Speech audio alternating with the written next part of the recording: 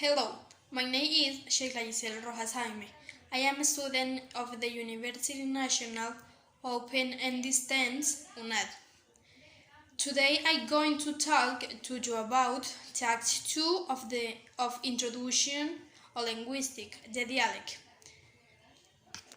We speak of dialects in Colombian Spanish, understanding the dialects as a variant of a language that live in space.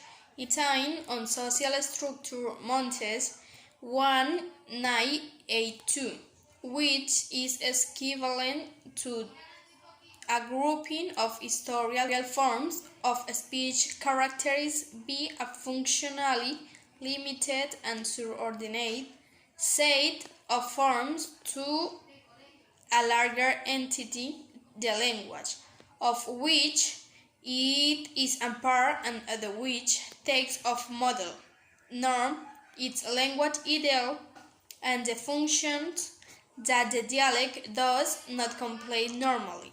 Montes 1995.